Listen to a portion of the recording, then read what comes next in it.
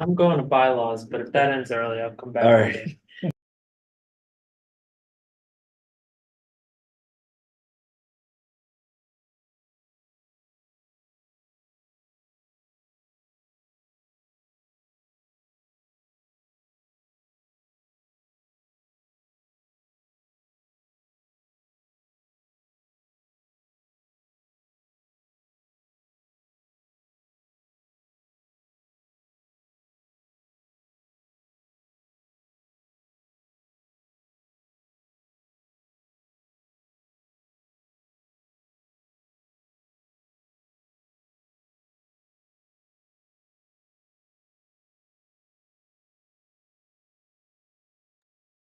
All right, so we'll be starting at about 7:10 to 7:15. Welcome, everybody. We'll be starting shortly. Hope everybody is enjoying their evening, and happy Monday.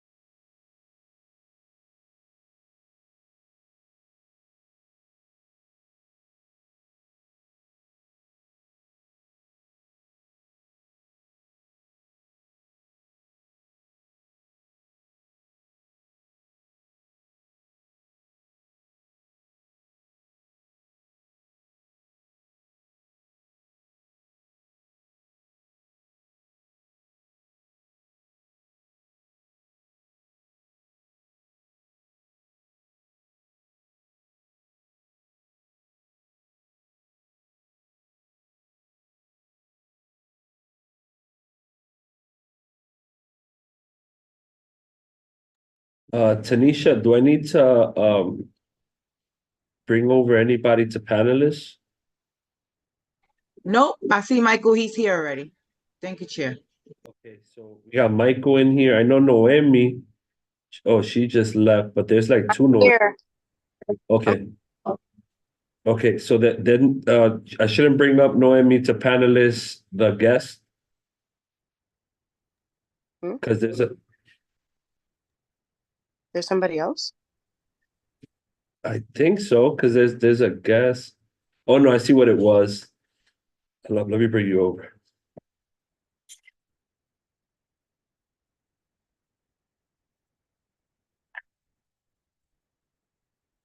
Okay, and then we got Tiari Heard.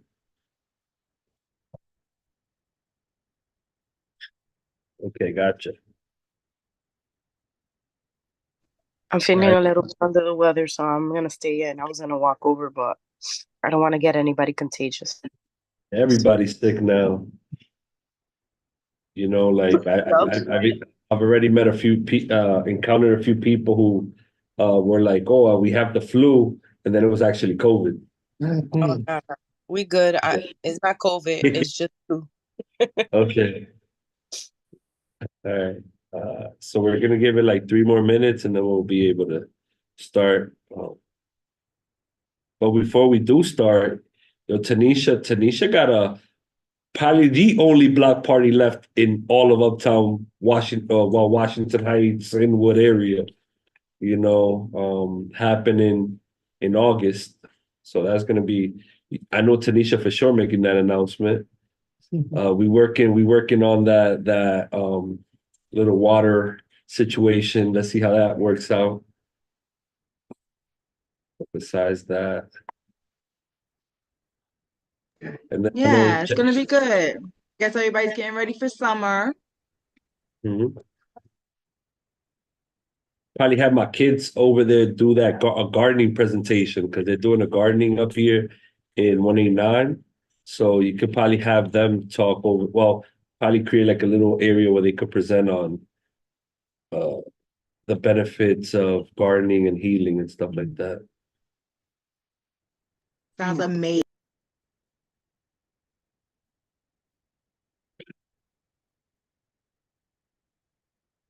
Chandia, what up? Hi. Hey, I know I owe you one. I still have to talk to Julio about bringing the testing truck to your school so we could do it like as a end of year, just get tested for the summer.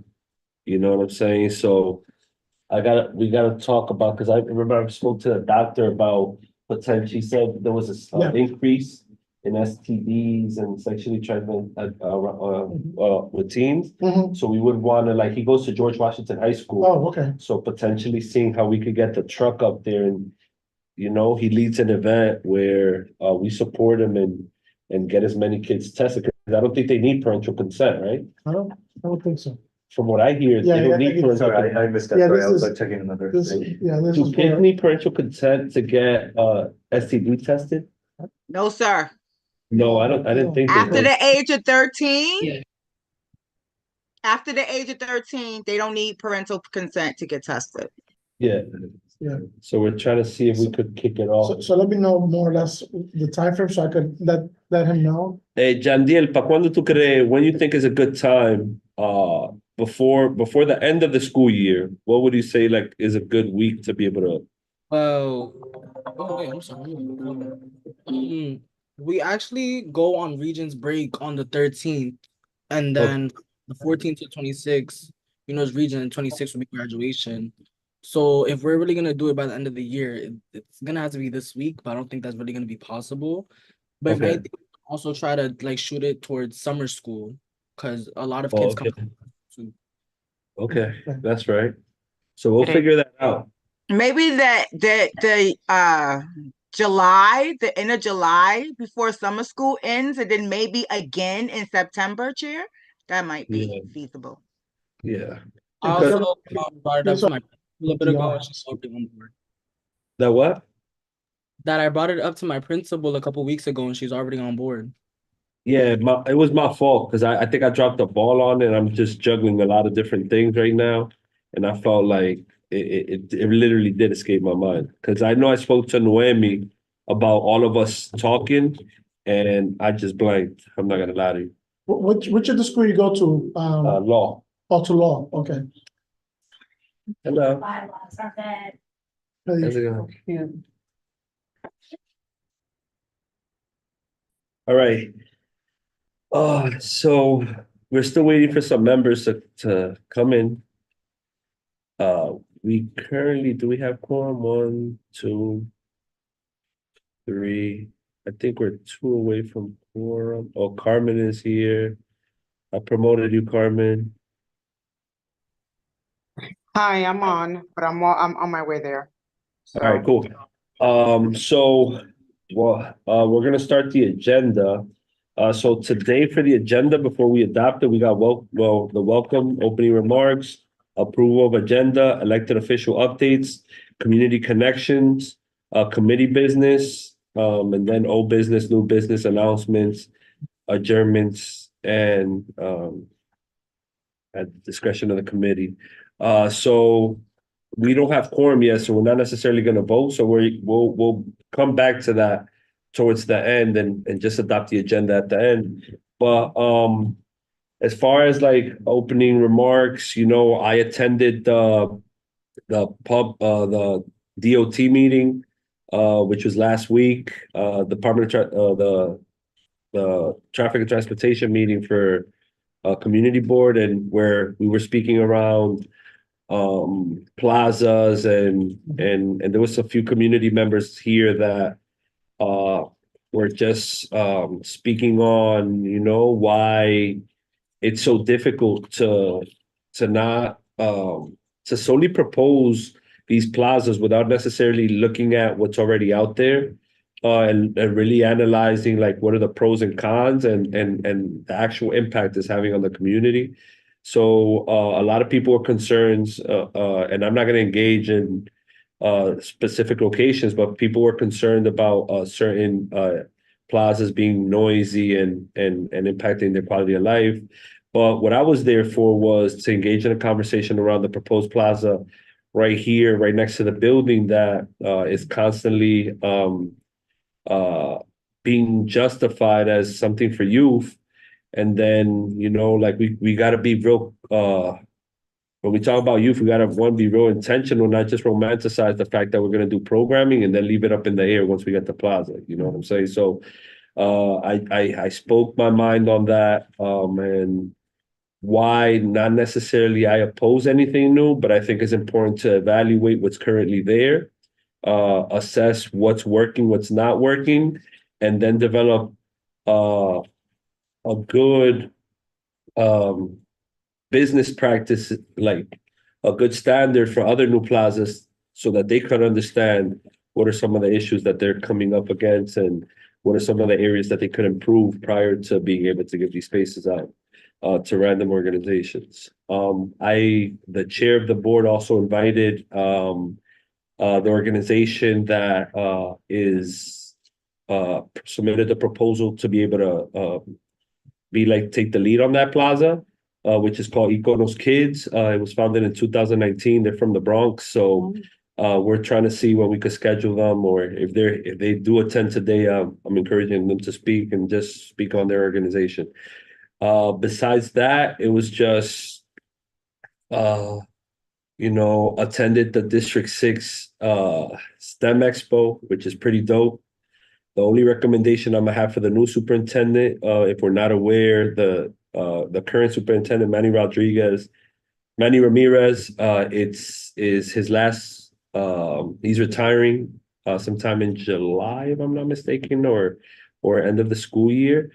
And he curated a lot of good platforms for youth, not only to showcase their actual work, but to amplify it. So the STEM fair was phenomenal. Like, the only thing I would incorporate and suggest to the incoming superintendent is to incorporate arts and make it a STEAM fair, because I feel like it could capture so many other disciplines, that intersect amongst, there's engineers that have experience doing graphic designing and being able to develop 3D models. So we shouldn't only encapsulate robotics and coding and stuff like that, but we should look at the other areas that intersect as well. So I know that when the new superintendent is announced, we'll be inviting them over so we could meet them, but also some recommendations. I also attended United at the Palace, which for me was, they actually packed the whole 3,500 families in there. It was pretty dope. And one thing I'm gonna recommend to the chair is like just giving a thank you to Mr. Ramirez and figuring out how we could do a token of appreciation for the chancellor, to the superintendent, because he did create a lot of dope platforms for youth to be able to showcase their work up here in Washington Heights and District 6. Besides that, I don't have anything else to add. If anybody else wants to chime in, now's the time. Go ahead, Carmen. I just wanted to say, thank you, Domingo. I was actually at the meeting as well where they were talking about the new plaza or the proposed plaza. And I just want to say thank you so much for speaking up, for being a fearless advocate, and for being so thoughtful with your comments, and just speaking up for the community. I think that sometimes people just automatically just see it as a good thing, like, oh yeah, we're getting another plaza, but don't really think it through. So I really appreciate just your thoughtfulness in all this process. And I was there to listen, and I was just like, yeah, go ahead. And I was like super hyped. So just thank you for speaking up, and thank you for advocating. Yeah, thanks, Carmen.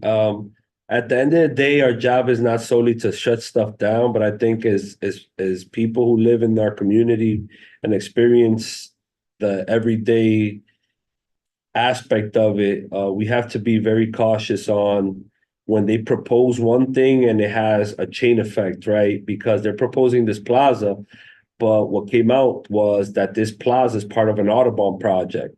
So as opposed to fragmenting the conversation, why are we not having a town hall conversation on the Audubon proposal and really get the community involved on not the just one-offs, but the actual entire corridor and how that is going to be changing soon. So that's all I was looking for, and figuring out how we could get conversation in the overall project as opposed to the one-offs. Noemi? I wanted to invite everyone to the superintendent's retirement party being hosted by the CEC. I will send you the flyer, but it is June 20th, 4:45 to 5:30. It's gonna happen right before our CEC meeting. So I just wanted to say that here and invite everyone that's present just to be there, be supportive, and recognize his appreciation towards the district. Yeah, Noemi, when you get a chance, text me that, please, because they're doing something at another local venue as well. So I got it. Okay. Tanisha? Oh yeah, just in the spirit of updates. I myself attended our committee meeting on I'm blanking out on landmarks. Very interesting because we're talking about this city of yes housing, and it's very there's a lot of questions about it. There's certain things like it's not a guarantee that developers have to build affordable housing, but what they are doing is giving them incentives and tax breaks for I think like 40 years, between 20 and 40 years, to build more affordable housing. There's an issue if the housing is indeed affordable, and what that will look like for our community when we have the biggest community of rent rent stabilization apartments. That's another thing, Chair, that's coming up. The our red guidelines for board. So it's and then I'll just say this: it's they want us like to make a decision about it like by July, which is really weird because we go on break July and August, and yeah. So Chair, Wayne said that the most feasible thing he thinks that could happen is we get something to them by September, but just has something to say for organization. They're trying to get this passed by the city council in December, but I'm just a little, this is education, right? I'm just a little confused because we also know that we have Councilwoman Carmen De La Rosa's Homes Now, Homes Forever. So that's my update of Yeah, community board and business. yeah, so one thing that we want to incorporate, like if you go to any meetings where youth and education is of concern, feel free to during the chair report on it as well, right? So this is the space where we all report so the committee could understand where we all currently stand. So don't feel like and I appreciate everybody for the report back. This is more report back as a committee than solely a chair report. Okay, so if you have like a student meeting, for instance, Jandiel, that you want to be like, yo, this is what it is. This is the time to report that. All right. So with that being said, we're moving on to elected official updates. I know that Councilwoman Carmen De La Rosa is having an event right now. So that's why Jamila was going to attend and give some reports, but I guess we'll pick it back up in September. Besides that, I haven't had any communication on any other elected offices. So we'll keep strengthening that and see how we do in September.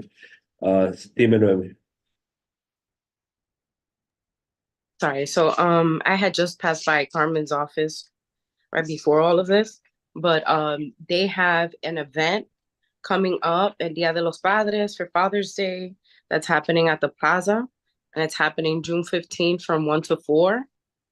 And everybody's invited to that. And then something that's pretty important for our youth is that Saturday, June 29th from 11 to 2:30, they're gonna have free helmets to give everyone who comes by. So that's gonna be happening at the Jacob Javits playground, and I'll send you these flyers as well. Yeah, because I know. Oh, Yes. sorry, I just wanted to clarify which plaza? You just said the Plaza de plaza, la- which plaza is the Father's Day event at? Plaza de las Americas, the one on 175th, Broadway and Wadsworth. Thank you. Thank you. I know that they're having a helmet giveaway today for deliveristas. That's what she told me that was conflicting with our meeting today. But besides that, we're moving on to community connections. So we have several speakers for this item. We're gonna start off with the Youth Hub. And then we're gonna be followed up with updates from Class Size Matters.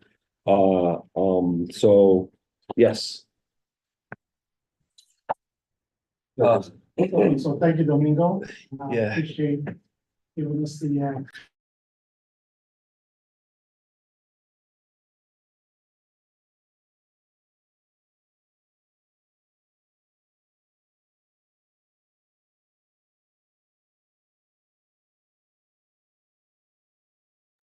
Would it? All right, so, yeah, it should be shareable.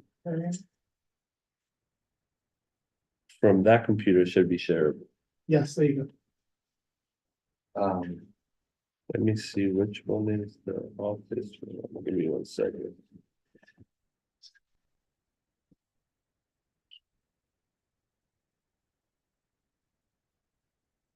All right, good to go. Yeah, you just have to share it on. Oh, it's not Zoom. sharing? No, it's not sharing on Zoom. Okay. So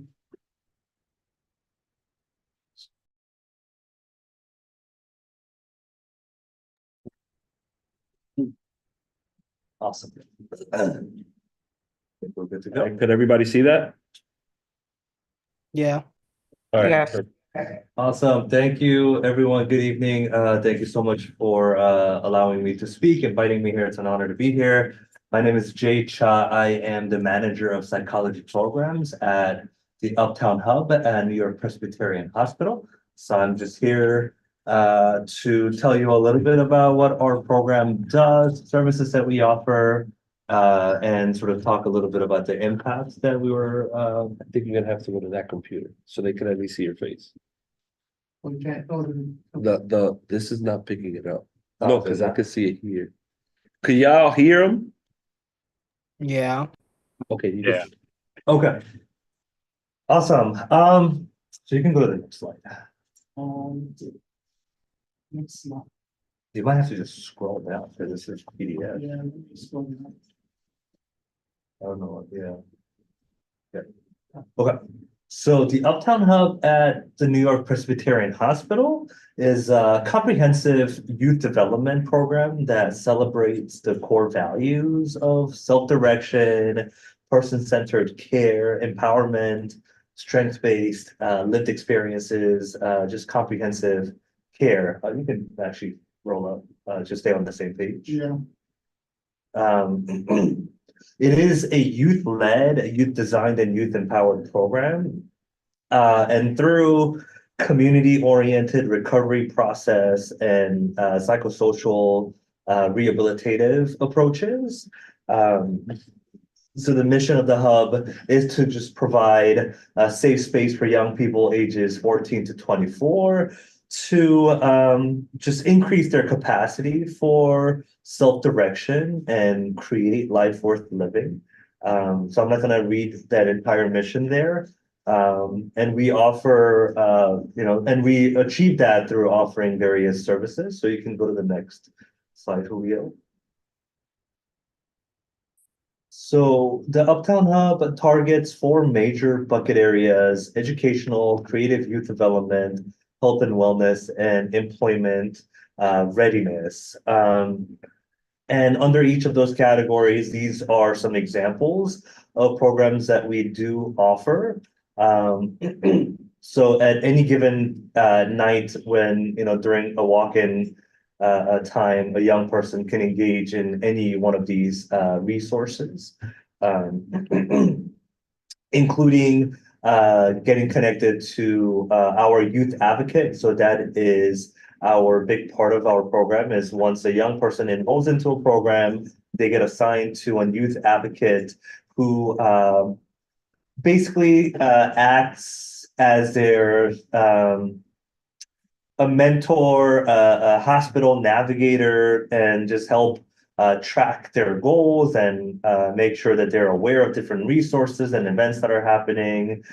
So our youth advocates hold a caseload about 50 per, and they are the ones that are really helping young people navigate through different goals that they might be coming to our program with. Next slide, please. So in 2017, just to talk a little bit about the origin of our program, the Uptown Hub started as part of the Manhattan DA's Criminal Justice Intervention Initiative to establish a youth opportunity hub in Washington Heights and Inwood. The grant initially funded 5 hubs throughout Manhattan, for each of these hubs to be a center for where at-risk youth in the community could receive or be connected to services or resources, and whatever that could not be offered in-house within each respective hub, each hub would refer to one of their community-based partners. So it is a 5-year grant, and the Uptown Hub right now, that we're located 2 blocks from here, is the only hub out of the 5 that started from the ground up that is still in operation. And what makes, I think, our program quite unique is that we are actually the only hub, one is still sort of in operation, but also while the other 4 were also in operation, we were the only hub with a robust behavioral health, mental health team. And I'll talk a little bit more about sort of the youth development and the mental health sort of the piece together. So that's just a little bit of our background. Currently, our partners include Northern Manhattan Improvement Corporation, NIMIC, Uptown Stories, Building Beats, and PTP, where we partner with them to provide project-based experiences and opportunity to gain experiences. Next. Just a quick, we're on 168th and Broadway, 2 blocks from here, in that old Department of Health building. We are open Monday through Friday, 3 to 7. It's a drop-in, and on any given night we could have up to 20 kids just coming, hanging out. Next slide, please. I won't spend too much time on the staff breakdown. So we have a program manager, we have program coordinators, our youth advocates, and then the next slide you'll see our behavioral health team that consists of our medical director, psychology manager, and 3 full-time psychologists. So including myself, we do have 4 full-time psychologists offering mental health care. Next, please. So who can sort of come join the hub? Basically anyone, right? Anyone that fits that age criteria can join the hub. Initially, sort of that risk criteria, that's from our DA's grant. But right now, if any young person is interested in any of the services that we are offering, they are free to join. And I think it should actually have our enrollment information too, but definitely I can provide that as well. Our goal is to really help create personally meaningful and more sustainable changes by taking the doing it with you rather than the doing it for you approach. So if you look at the success profile, we really try to strike the right balance between honoring their autonomy while scaffolding appropriate support. And sort of this approach really underpins everything that we do from initial enrollment process all the way, through their time with us, whether it's 6 months or 6 years. So, the enrollment has to be initiated by a young person. We have a text line, so we would want the young person to text to initiate the process. And then once the young person reaches out, we send over enrollment packet. We can schedule tours for young people to see the program and the services that we offer. So we really want to make it that they are operating from a place of agency, and they want to be at the hub receiving some sort of the support. Not all of it, but some. Some receive all, some receive some. Next, please. So since inception in 2017, we have enrolled now is actually close to 1,100 youth, and 800 have now connected to either internships, part-time jobs, full-time employment, and any given point, about 1/3 of our young people are receiving care from one of our psychologists. So it is, I think we've had quite a bit of impact. And I'll talk a little bit about sort of the stigma piece and how we're able to sort of address that by having our mental health team in the next slide, please. So as I was mentioning, we have 4 full-time psychologists and a medical director. So having a robust behavioral health team housed within this comprehensive youth development program has allowed us to be really proactive and preventive.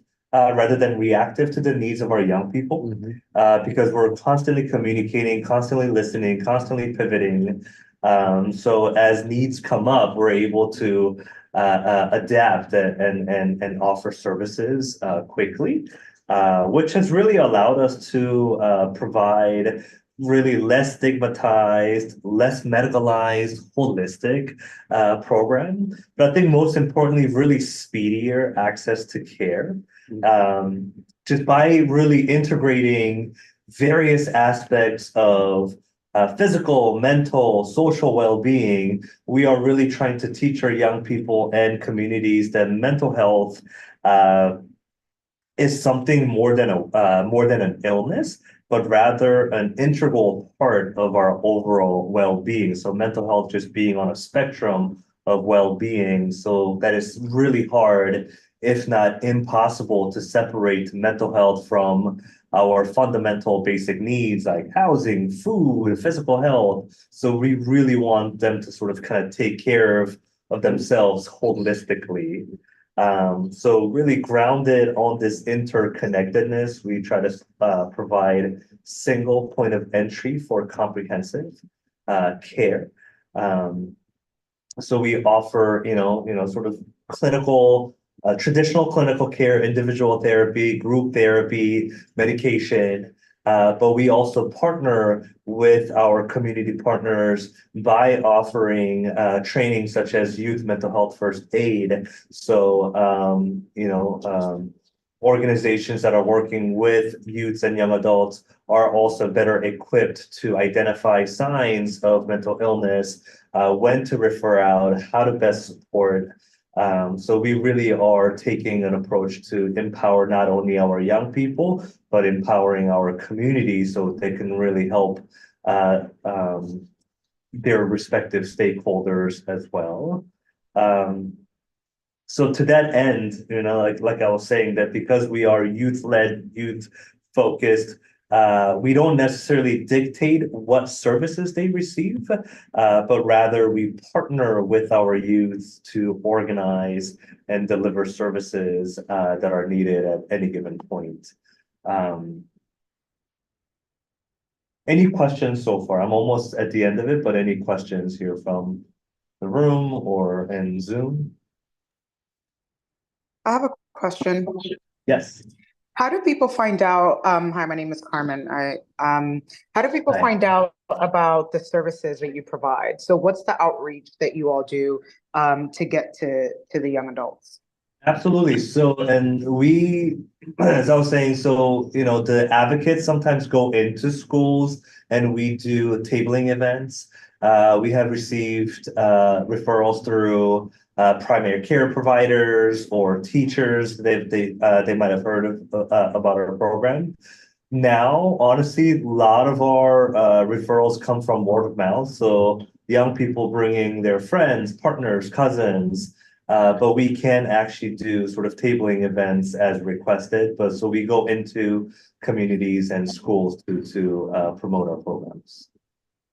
And I had another question. The grant, so you say you initiated in 2017 and it was a 5-year grant. I saw on one of the Yes. slides. Was that grant renewed? Is it up for another 5 years? That would have been No, in that's 2022. Wonderful question. So the grant is no longer, so we are no longer working with the off of DA's grant. Now we have been fully absorbed by the New York Presbyterian Hospital. So New York Presbyterian is fully funding this program. Yes. Thank you. We have Tanisha followed by Noemi. No, Noemi first. Oh, Go I don't ahead, get. Mama. I I don't know, get I got you. I got you. Mine Yes. is mine is real quick. I just want to know what floor is the hub on? On the first floor on that building. Thank you. Oh, it's on the first floor. Okay, great. Yes. Thank you. My last question is, would you be open for like an open house sometime this week, maybe Thursday or Friday? This week will be hard. We're also getting prepared for our in-house internship programming, but we can definitely talk offline and see if we can schedule a time that works well with both of us too. Great, thank you. Yeah, because Noemi's doing a lot of great work at George Washington High School. Awesome. So Yeah, she's yeah. really engaging the youth and really using the community as a way of being able to expose them to a lot of That'd be what the great. community I has to think we offer. have actually done a tour outreach at GW at one point, but absolutely, I think we definitely want to get back into GW and create different ways to partner with the schools as well. So absolutely, we can work something out. ¿Qué pasó? It's something about work. Oh, Yeah. I'm sorry. Yeah, next. Excuse me. Sorry, it's not me. So I won't, oh, sorry. Tanisha, did you have a question or Yeah. no? Yeah, Yes. real quick. So I had a couple of questions. Thank you so much for the presentation. This is the type of resources that we really need in our community. So my question was, so what about our youth that are, have children? Do y'all serve them as well? Because we have a lot of youth that have children. That's my first Absolutely. question. And my second question was, we're having a block party August 3rd, and we would love for you to come out with a table. So Yes. mark your calendar. And it's right here on 63rd. Table. And Okay. It's gonna be a thing. And I want to be there. How can we, I'll connect you to Tanisha. I got you. Mm-hmm. Tanisha, Yeah. you have another group that's presenting today that's interested as well. Yeah, and if you can connect me to Tanisha Yeah. as well, and then we can hear about that. But then, let me actually answer that one question regarding young people with children. Our program right now currently have also a handful of young people with children too. While we can't provide sort of childcare, of course, the young people need similar support too. So that's absolutely not an exclusion criteria. In whatever way that they are wanting to receive support in, we provide that support. So as long as a young person wants to be there, we will support them and help them. But if I'm not mistaken, Yes. Julie, there's supposed to be a early childhood hub. That is So happening. we're. Yeah, that's what I'm saying. That's not our Yeah. program, but I know that's a different. No, I say, but early childhood hub, that kind of like separates it because, when we say that we want to provide our youth a holistic services, sometimes those services include childcare if that youth has children. So hopefully, Yeah. maybe if y'all don't do it, if y'all could find someone to partner up that does it, because that will come up, and we are, staunch advocates of universal Yeah. childcare. Absolutely. No, thank you so much for bringing that such an important point. I have Right. another question. Well, let's do the. Yeah. Por irte, no. Carmen, go ahead. Después va Luis. Okay, sorry, I didn't think I'm walking. The Carmen.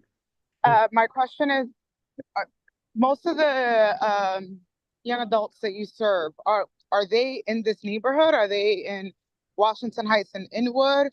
Are they from anywhere in Manhattan? Or I guess. Yeah, so initially before COVID, we actually had sort of, it wasn't a hard exclusion, but we were really wanting to serve Washington Heights and Inwood. So a lot of our young people still do come from this particular neighborhood and location. Since COVID, and absolutely sort of now that we are not so much tied with the DA's grant, we have able to open up our enrollment to sort of anyone who's able to join, who wants to join. So we do have young people that come as far as Brooklyn and Queens, but still we do have a majority of our young people that comes from Washington Heights and Inwood area. Great minds think alike, Carmen, because my question was zip codes of participants. Yes, my question, thanks for presenting today. Great research. My question is the hub hosting summer internship this year? We are. It's actually, so that process and application starts early on, so that it is now closed because we have now. So we have every year in-house internship run by our team and our CBOs. So we take up to 40 young people to offer a 6-week part-time internship, and they can also get paid at the end of that. So it does have a pretty extensive application process. We also partner with the hospital for what's called a summer youth experience. That's also a 6-week internship. So once they become a member of our program, they will receive all that information, and they'll be also given priority over some of these positions within the hospital so they can actually secure, if they're interested in getting into healthcare and wanting to have hospital experiences, we can also offer some of these resources as well. Yeah, so one of the goals of like the whole community connection in the agenda is that you have multiple organizations represented. So Lewis works for an organization that deals predominantly with parents, you know, so they engage parents, and what better way to collaborate when every parent has a kid. So it's like particular age group that you target are good ways of like, hey, in your intake, if they have any kids, refer them out to us, you know, and you already have a connection. Yeah, Right and there. we're actually and unofficially sort of off the record too, that we're actually trying to expand our services to include family work as well. Right, actually involve parents and Yay. support parents as Yeah. well. So we're in the active process of planning that out. So this is a very timely partnership as well, and good opportunity for me to meet. Yeah, because as somebody who works in the district, particularly with kids and parents, part of the issue is while people you don't really see mental health as an everyday indicator sometimes, as far as like, hey, look, housing and this and that, you know, mental health is, I believe, and I actually agree with you. We have to work in the intersections. If we get too caught up working on issue based, we forget that people are human beings, and sometimes that requires a much deeper dive and a holistic approach to be able to address issues. Because what I feel has historically happened is, well, this is my corner, this is my niche. Well, for that, you got to go over there instead of creating an ecosystem that is inclusive to not just that particular issue, but you know what I'm saying? A community is made up of people, not of compartmentalized individuals. Yeah, you know? we don't want siloed services. Yeah, exactly. Yeah, exactly. So that's sort of I think what has allowed us to be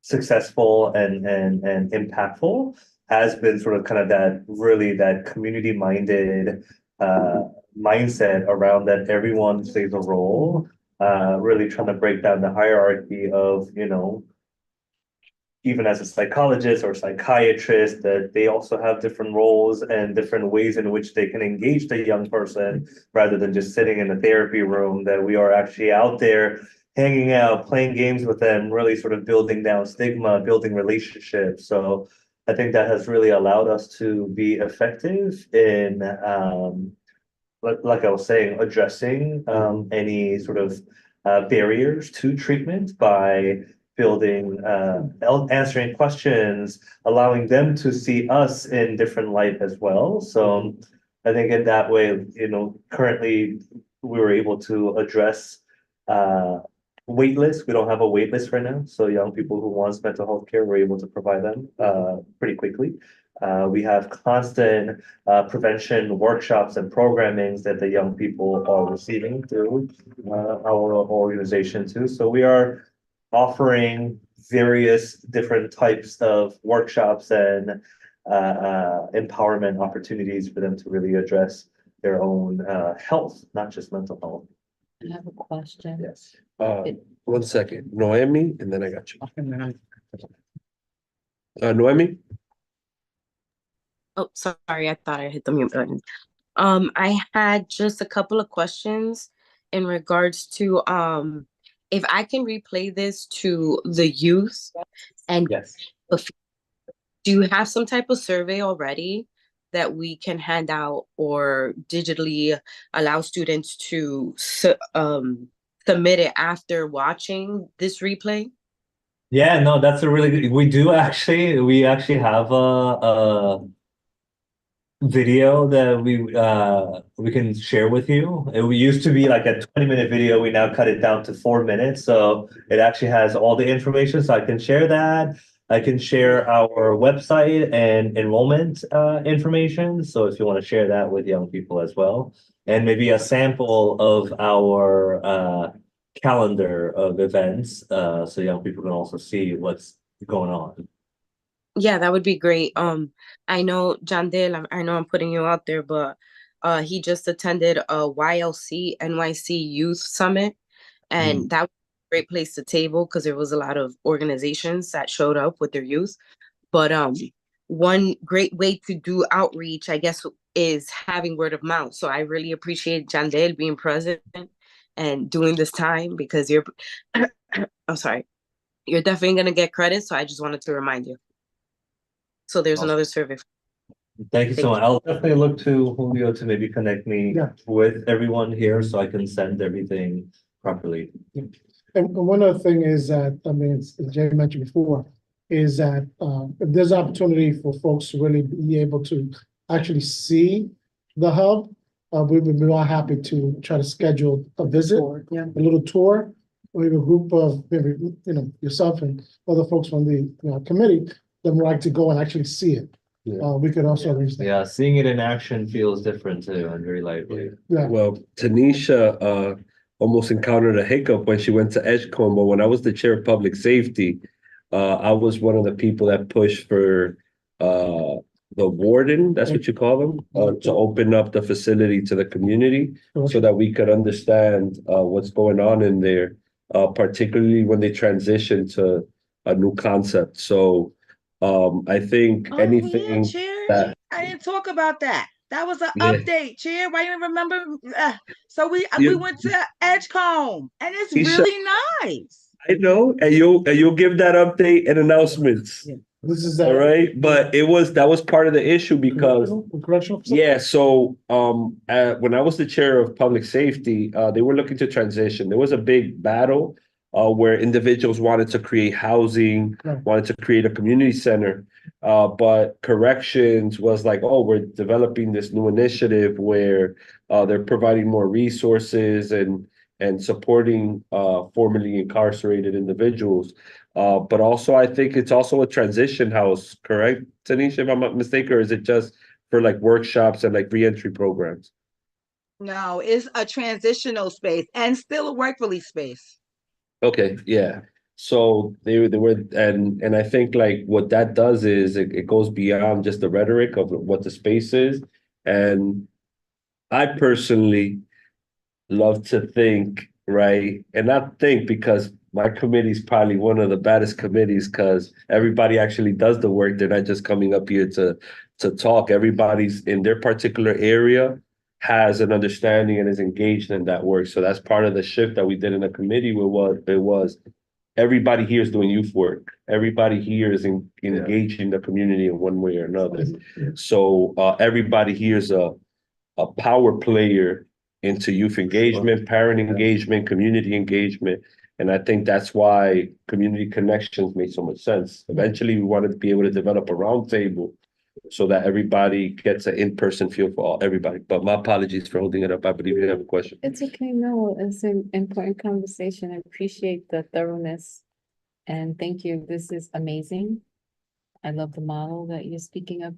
And my question is, in the trajectory of how this will develop over time, is there any foreseeable programming that might be geared toward, okay, you have people that come in at this level and they continue in the process where they may turn around and become mentors. So you create like a, community where they are one hand helping each other. Yeah, no, I mean, I love that question because that's actually, so one of our staff members is actually a former member. We also have our internal leadership sort of programming that we're also creating. We're also in the process of really trying to shore up our alumni programming as well. So young folks that have gone through our program are now working and having other opportunities can come and also speak to our current members about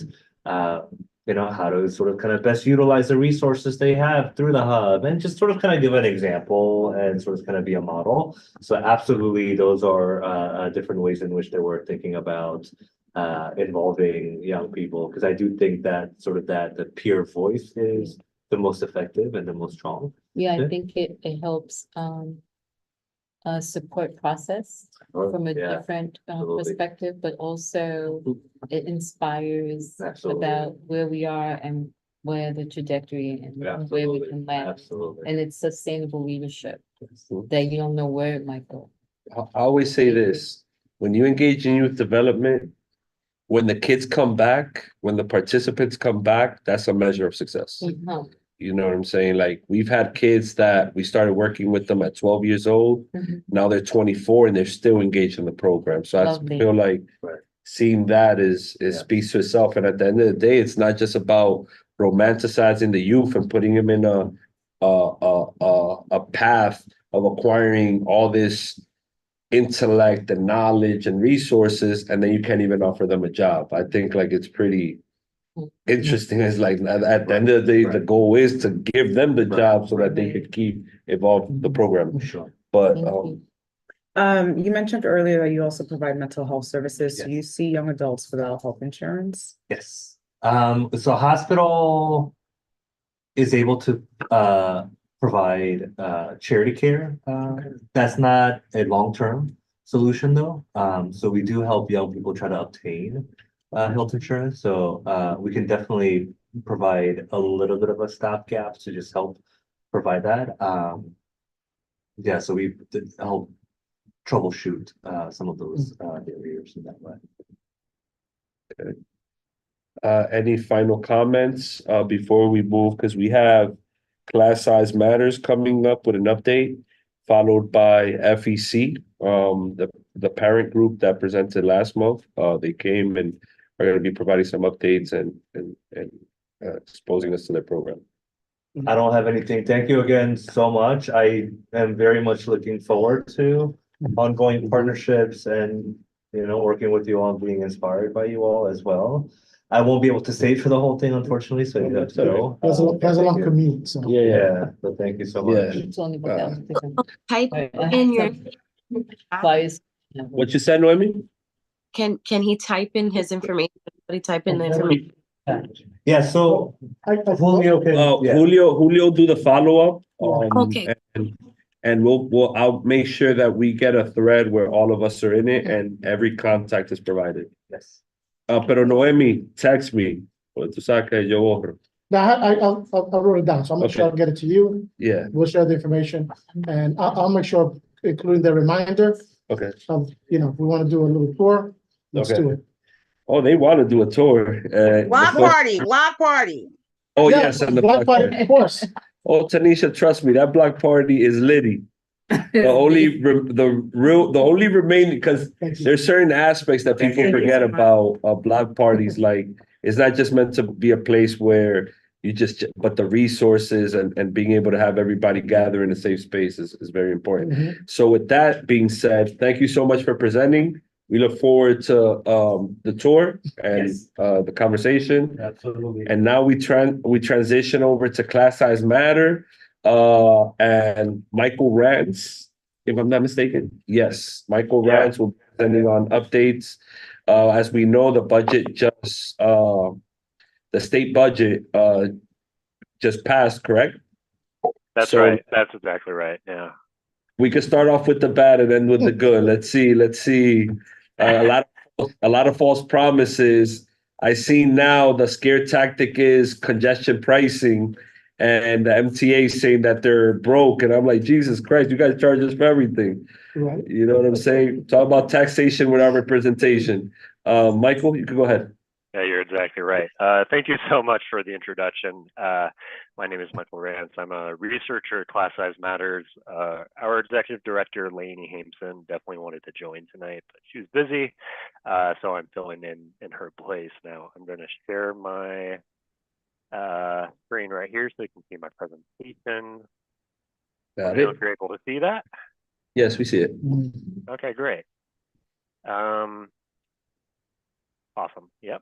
So I'm going to be talking a little bit tonight about the state class size law that was passed a couple of years back, and some of the challenges that we're currently facing right now with the city and kind of dragging its feet on actually complying with the class size law. So for a little bit of background here, the class size law was passed June 2 years ago by the state legislature, just signed by the governor. September that year, and they gave DOE an extra year to comply because they dragged their feet. So the law itself requires the city to cap class sizes at 20 students in grades kindergarten through third, 23 students in 4 through 8, and 25 in high school classes in the core academic subjects. And this is by the end of the 27 to 28 school year. And the physical education, performing arts group classes are capped at around 40 students per class instead of 50. And so each year, starting in September of last year, 20% of all classes have to meet these caps essentially. And each additional year, you add 20% to that number. And the city is supposed to prioritize schools with the highest levels of poverty to reduce class size first. And in the first year, we made those caps that the state set. But in the second to fifth year, it's pretty unlikely with the trends that we're seeing right now. And it's unlikely without any changes to DOE policies planning. So this is very quickly here. As you're kind of seeing like here, there was a fall in average class sizes citywide right after the pandemic, but what we're seeing time and again in all the grades is that they're starting to increase again. And when it comes to actually complying with the caps, these are just for core academic classes. A few years ago, upwards around 42% of classes were complying, but now it's down to about 37%. And this has been happening every year for the past few years. The number of classes complying is falling, and that's a trend that we really expect to happen without major changes to planning. And so we look at District 6 specifically for this meeting. And generally, compared to other school districts, it seems that District 6 is pretty high when it comes to actually complying, but it's very relative. So like last year, 54% of K through 3 classes were complying, but then it fell to 47% this year. And this is kind of a trend that we expect to happen in not only District 6, but districts across the city, is for the number of classes complying that continue to fall. And here's 4 through 8 classes, the same sort of trend here, 53% a couple years ago, and then this year back to around 48%. And high school classes are a little bit more equal, but as you can kind of see citywide in other districts, there's a trend of average class sizes increasing and the number of classes complying falling. And so we also, a big part of this is not just class sizes, but overcrowding in school buildings and citywide and District 6. So roughly 26% of schools citywide are overcrowded, overutilized, according to the Blue Book data that the DOE put together. And District 6, that's about 21% of schools. So that can be like 27% of elementary schools in District 6 are overcrowded, about 10% of middle schools, 20% of high schools. And there's upwards in District 6 of about 4,300 students in overcrowded schools. But the problem is with this, it doesn't appear bad at first. The DOE has really announced no plans to create more space for the 10 D6 schools that were overcrowded last year. And this is kind of the thing that we're also seeing citywide, is that the DOE does not really have enough plans to actually build new schools to deal with overcrowding. So yeah, the most recent 5-year capital plan, which sets out new school construction citywide, actually cut the number of seats that they're building as opposed to increasing them. And so all of the seats that they listed as new essentially in this plan were actually just carried over from the last plan essentially. And 77% of seats in this new proposed plan are actually unidentified, so they don't know where they're being built, what school or district they're being built for. And we even know for sure that the Bronx doesn't have a single new school plan. And this is at a time of major school overcrowding and increasing class sizes. And so you can see here, like in the last plan in February, the amount being spent for new seats was something like $6.1 billion. But for this plan introduced in November 2023, it was reduced to $4.1 billion, so cut by almost $3 billion for new seats. And the number of new seats, as you can see here, has fallen drastically from around 44,000 new seats in the last plan to only 23,000 this plan. So the trend is going in the wrong direction when it comes to actually building classrooms and buildings for schools. So earlier last month, May 7th, the DOE released their second-year draft class size plan, kind of their roadmap for actually dealing with the class size plan and how to apply. It doesn't contain any real details about which schools will get additional funding to lower class size. It doesn't really include any measures to create more space, either next year or in the future, for schools that are currently overcrowded, such as those ones in District 6. And it really incorporates one of the major proposals in the class size working group report, which happened recently, in terms of staffing or budgeting or enrollment planning. And on top of this, what we're seeing actually is we are actually losing teachers at the time that we need to be hiring more teachers to reduce class sizes. So between 2019 to 2023, the DOE had already eliminated over 4,000 full-time K-12 teachers. But last week, the DOE posted these allocations of around $137 million that it's going to allocate directly and specifically for class size reduction. And the DOE has been talking this plan up again and again about how much of an impact this is going to make. They're targeting a little over 1,000 schools. In our analysis, this would pay for just about 1,300 new teachers, which is definitely a positive, but it's a very small fraction of the 10,000 to 12,000 teachers that the DOE itself actually says will be needed over the next 4 years. And the Independent Budget Office actually estimates something like 17,000 new teachers. So either way, this is nowhere near close to what we need to reduce class sizes. And when it comes to these schools that they're allocating this $137 million for, 24 of these schools already are fully compliant with class size law, so it's kind of unclear why they're getting class size reduction funds. 137 or 136 of these schools rather were fully overcrowded in their building, which means they don't have the space even to really add more teachers or classrooms. And the average allocation that we're seeing for schools is only about $129,000, which is again like enough to hire just one teacher per school. And around nearly 50 schools, or 500 schools rather, which is about half, are receiving less than $100,000, which is not enough to even hire a teacher to begin with. We see some schools getting as little as $16,000, but we don't know what that has anything to do with helping class sizes.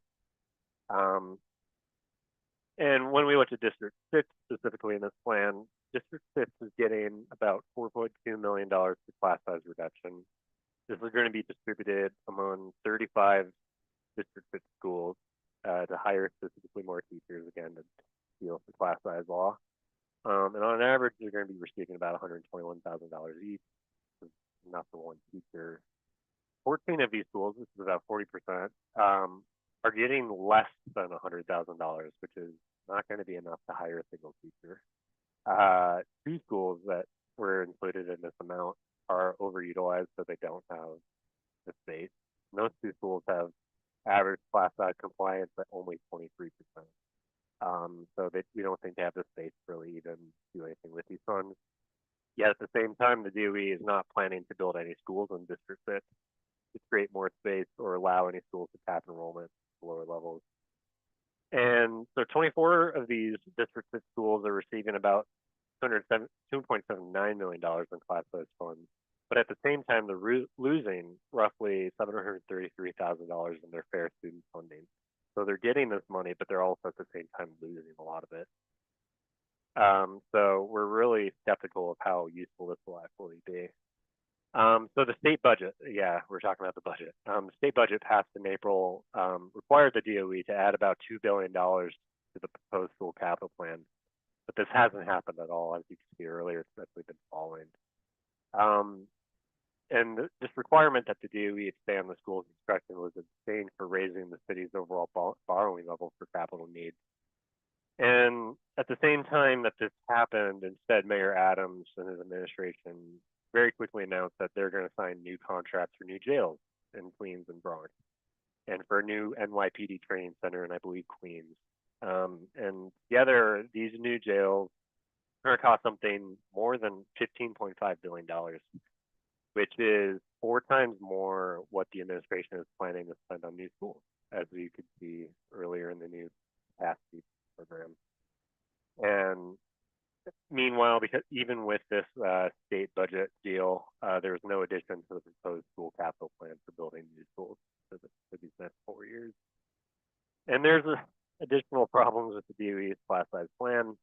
The DOE is proposing that every superintendent increase percentage of classes when their district schools at or below the class size cap by 3%. Yet forcing superintendents and principals to lower class size without providing enough funding will probably create a lot of problems in many schools that we anticipate. In the DOE, to kind of counteract the problems with the complying with the class size law, saying that schools that are limited in space could expand online remote learning. This is their plan to deal with class size compliances, to just kind of go online. But unfortunately, we know that placing more students in remote classes, especially given the dismal results of the strategy during the pandemic, really unwise, probably going to undercut any sort of benefits to student learning and social connection that smaller classes based by the law would actually create. And so I think here's a brief list of what we think the DOE should do instead.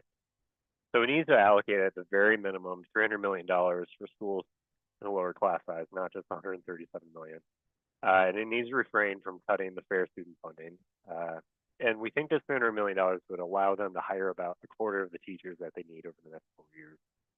And the longer they wait to hire these teachers, of course, the more challenging it will be to actually ensure quality and certification, but also just that we have enough teachers, quality teachers to actually meet the cap.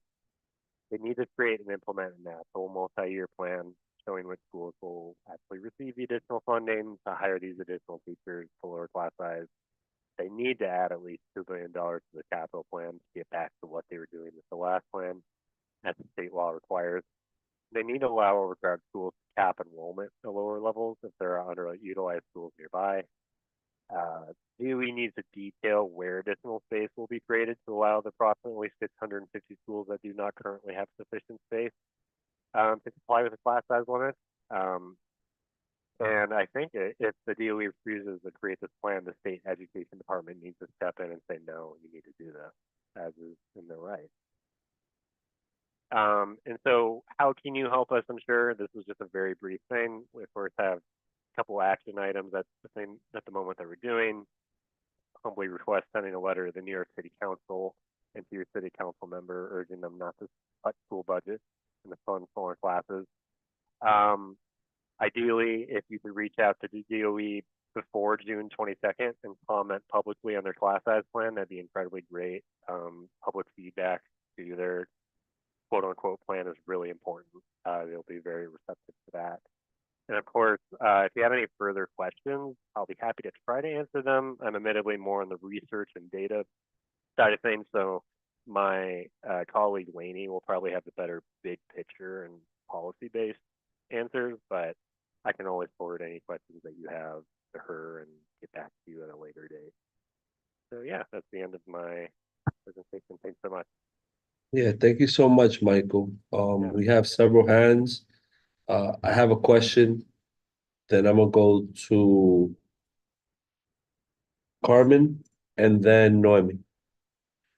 So my question is more around like, wow, in theory, this seems very good, right? Though the only issue that I see with class size matter is the underestimation of the segregated school system. You know what I'm saying? It's like the issue is, right, you have parents who are overpopulating a school now, right? Technically, because it's illegal now to have a certain amount of students in a classroom. And now they're talking about virtual learning. Well, you don't even have to go back to COVID. You could go back to the snow day that the DOE had and what a zoo that was. You know what I'm saying? So you don't even have to go 3 years ago. You could go a few months ago and really notice that while the capacity of virtual learning, some schools did it correctly, but a lot of them weren't equipped yet to be able to do it. But besides that, it's like you have schools that are segregated, meaning you have schools and often you can see them by just simply looking at the schools that have the parent associations that are nonprofits.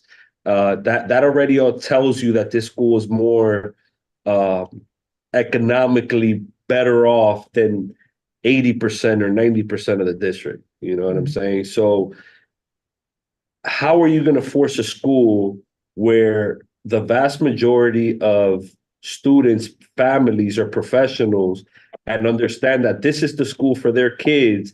And they, even if you cap it, they're not sending it to the one down the block because that school doesn't necessarily cater to that population. You know what I'm saying? And by cater, I mean this imaginary world where this school is different than that school just solely because this person's kid goes over there, but then the other person's type of kid go over there. You know what I'm trying to say? So I don't like, I'm all for class sizes and smaller class sizes. Somebody who was a public school student from K through college, because I went to CUNY. But it's like, what repercussions are there going to be for schools that are not abiding by the law and are going to use gray areas to be able to get away with overpopulating schools because the school that you're recommending is not necessarily the school that their kids deserve? Yeah, it's a good question. I'll try my best to answer it. I don't have all the answers. I mean, we definitely agree about the inequity and the segregation inherent in the New York City public school system. And I think, the idea behind the way the law was passed and the way it's written is that, I think I kind of said at the beginning of the presentation, that the implementation of the class size law prioritizes schools that are historically disadvantaged, schools that have higher poverty populations than other schools. So, I mean, there's a way in which the class size law is actually a way to sort of bring funding equity into the New York City public school system and to actually sort of level the playing field so that it's not just well-advantaged, well-funded schools that are getting the most resources.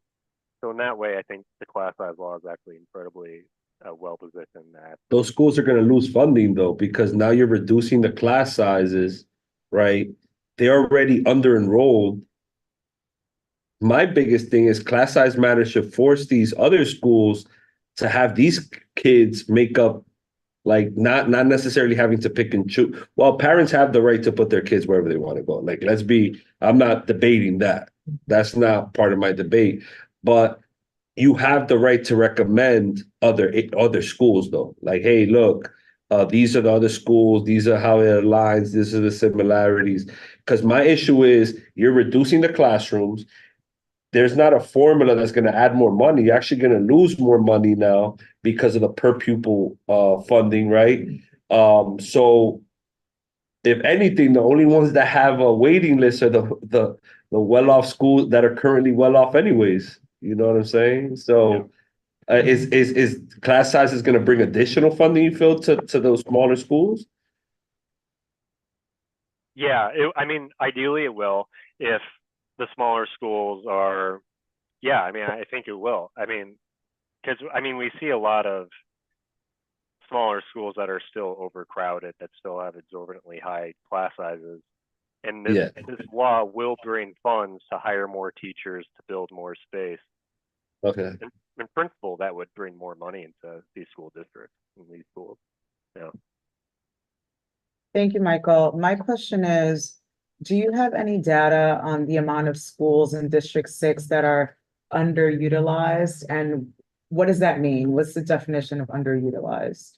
Good question. So I don't have the numbers in front of me on underutilized, but essentially what underutilized means, and it's kind of tricky because the data that the DOE puts up on this is kind of flawed, we think. But what underutilized essentially means is that the DOE comes up with this formula where each building or each school has a certain capacity of students that it can fit into it technically. And so underutilized essentially just means that a school has less students than its potential capacity that it could include.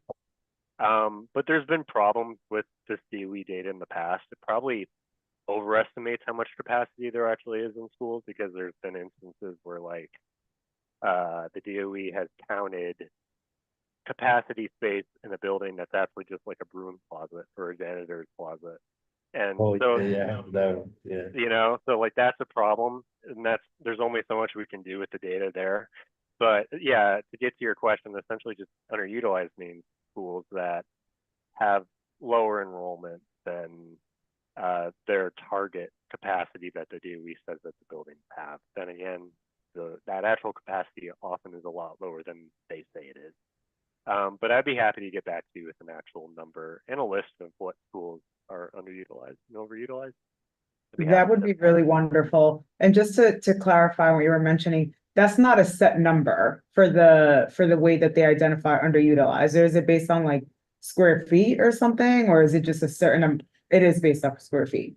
Okay. Yeah, it's something on like square feet. Yeah, it's kind of a weird formula that honestly I don't even understand. I don't think anybody does. But it's roughly like square feet and something like that. Yeah.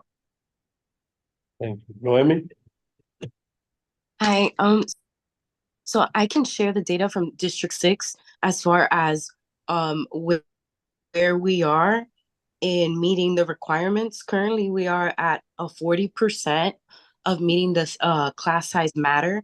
So in regards to that, we're basically at where the data is saying that we should be reaching throughout all schools, with the exception of two of them, which are over capacity, which is PS and IS 180.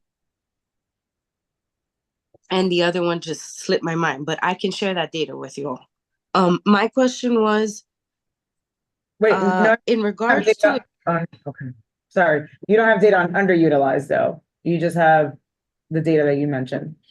No, right. So as far as underutilized, that is also averaged into the numbers. So there's something, it slipped my head right now, but it was like maybe 2 or 3 underutilized, and then we had 2 overutilized, and then the remainder was basically all meeting at a 40% capacity towards class size matter. So my question was, I hope that helps, Carmen. I'll definitely share that data with you. My question was, in regards to expansion, has commercial space been considered in utilizing space around the community? Ooh, that's a good question. I actually don't know about that. I could get back to you on that. But in like District 6 specifically, I'm not sure if corporate or business space has been thought about being capacity. I think there are some schools citywide that have used commercial space for capacity, but I would have to get back to you on that. Thank you. Thank you. Just because I know that there's been a couple of charter schools that have been requesting like spaces. For example, Radio Hotel has been a space that a lot of charter schools have tried to negotiate and expand there. And the only reason why I bring it up is because if we do have that space available, how is it that District 6 can't advocate for that space for all the students that are walking within the district? Because it would not interfere with traffic, because I think that that's one of the main issues when any of these charter schools advocate to come into this space. They're coming from different communities and bringing in a new population into our district. Why are we not using this space for our district? Thank you. Great idea, Naomi. Noemi, Noemi. Tanisha? Yes, yes. Thank you so much, Michael, for your presentation. In my hat as community organizer and executive director of Parent Supporting Parents New York, we work very closely with Class Size Matter. I just wanted to bring up a couple of important points. The first point I wanted to bring up, that in this state budget this year, they kind of use Class Size Matter as a bargaining chip against mayor control. So you want to explain that a little bit, Michael, how that went real quick? Yeah, I only know, I wish Lainey was here for this because she has all the information. Yeah, actually, I don't know if I would be the best person to explain it. I'm not more on the legislative side. You might know more than me, honestly. Yeah, it just basically, that, we waited for the report to come out and everything, and that, we talked about it not being political and that it shouldn't be part of the budget, but it ended up to be part of the budget anyway. So the trade-off was like, make sure that y'all, like, the contingency of mayor control for the next 2 years depends on Class Size Matter being in in line, like being in what's the word that I'm looking for? Compliance?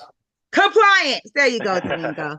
Yes, being in compliance. So I thought that was very weird.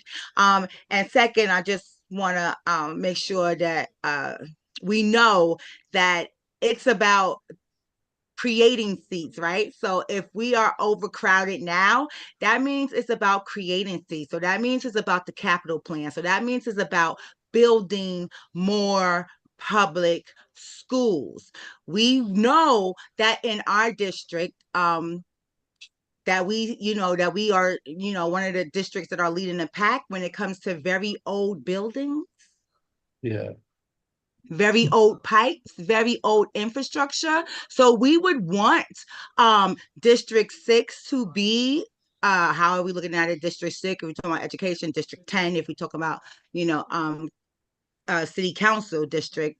We would want to be one of the districts, Chair, where we get some of this new building of buildings. So that's what it boils down to. When they say that the law is written to build more schools, but the way the budget is set up for the capital plan, which is the money to build schools, it ain't there. So to be supposedly to be able to implement it into compliance in 5 years, that's not going to happen if they don't get down on this education budget, this capital budget, and fully fund building new schools, new public schools. We always, since I've been on the board, I've seen several charter schools come into our neighborhood, where we building public schools at, but for the public community. Yeah. I yield. Thank you so much, Matthew. Yeah, so with that being I said, think Noemi has a. Noemi, you got something to say? Yeah. I have a Okay. question if I may. Yeah, go ahead. So I just, thank you for your presentation. I'm hearing a lot of concerns and we can always plan to plan, but we don't ever plan to fail. And there's been enough concerns raised just in this meeting, but we could go on all night about this. My question is, what is the planning for the impact? Because unintentional and intentional harm has the same impact. So what is involved in looking at the potential fallout? I mean, Who's that's- responsible? Who's not doing it? Or who's doing it? Well, we got mayoral control, so that falls under the umbrella of the mayor and the chancellor, who's appointed by the mayor. So what Tanisha is basically saying is that one of the prefix for extending mayoral control for 2 years is how this plan is gonna be, well, it's not, because this is what people don't get, like, it's not a plan, it's a law. So either you're compliant or you're not, and there's repercussions when you're not compliant to something. Right. So the DOE's compliance department has to look at how they're gonna make this happen, because if not, that could potentially lead to the loss of mayoral control and the state, the Department of Education taking over New York City's educational department again. So that's basically it. Yeah, I don't think, am I correct? Yeah, you're entirely correct. I mean, yeah, to the question of if there's a plan and contingency plan, and no, there isn't. I mean, the most plan is the one that I very briefly outlined, which is showing major cuts and like $2 billion lost in the capital plan for building new schools. I mean, yeah, it's up to the mayor and the mayor's administration to plan for this, but they're not planning.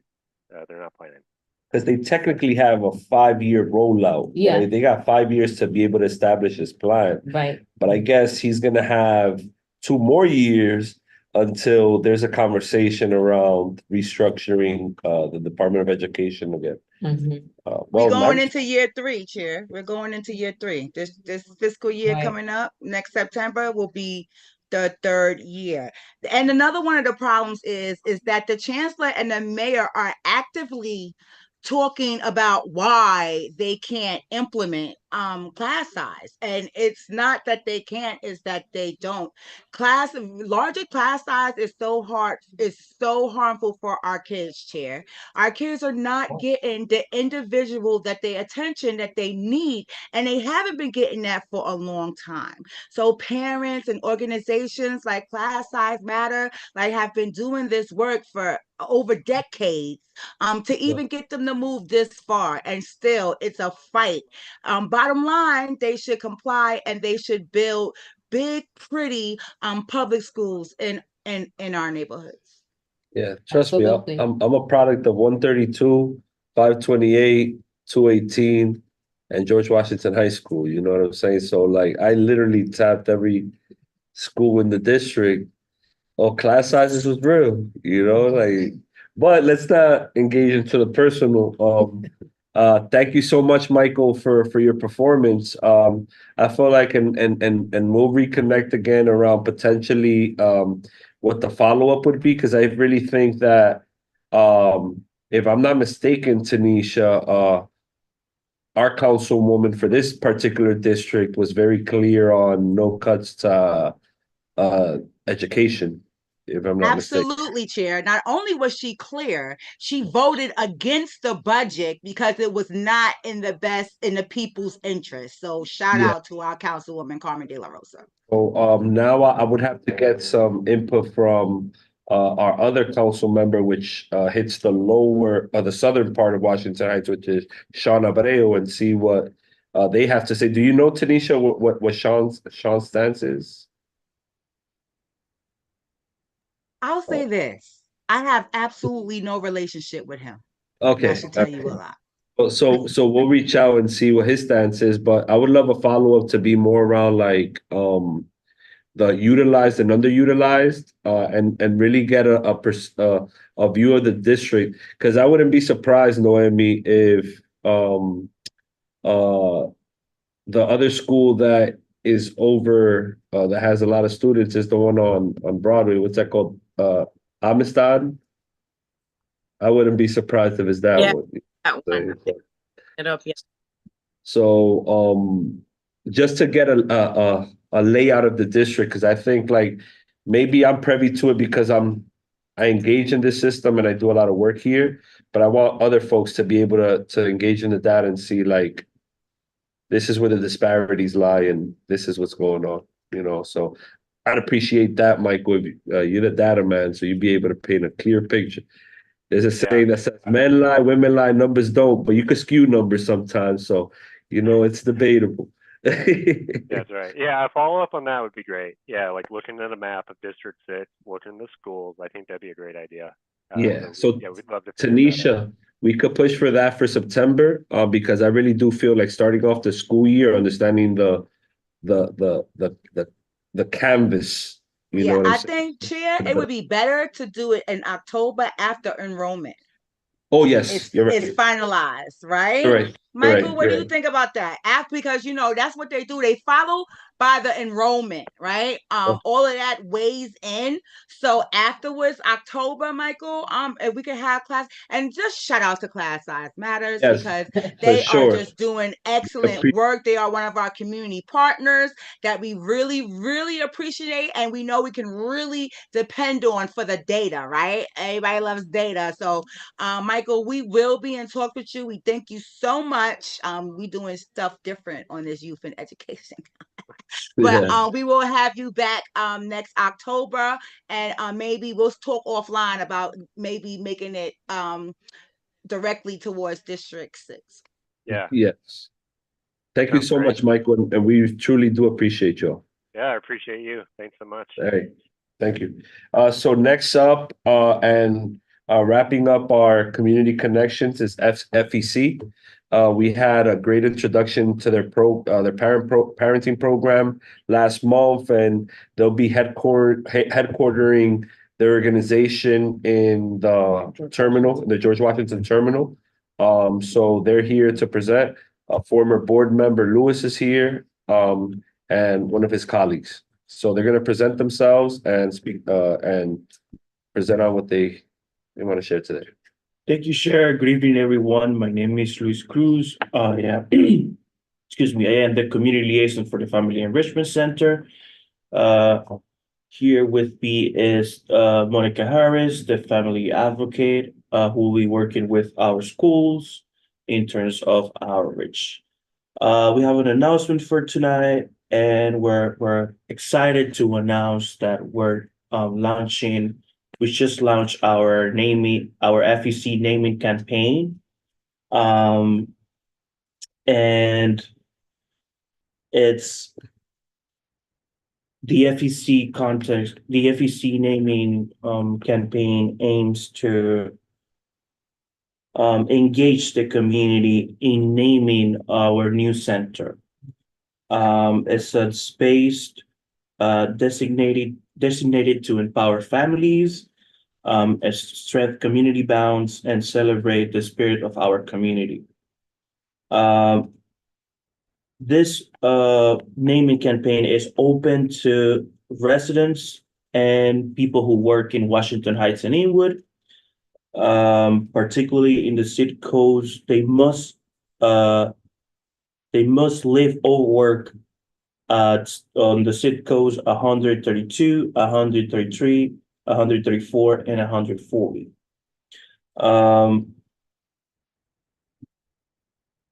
The winner will have a chance to get $1,000 if their name gets chosen for our naming campaign. The submission is until our naming campaign will be open until July the 31st. People can submit up to 3 names.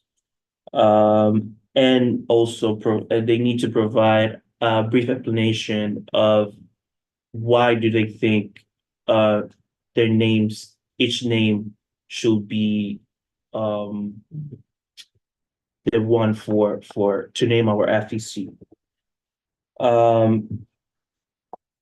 Our phase four will have a panel of judges that will shortlist the names, and they will shortlist those names based on the connectivity, relevance, and the community spirit.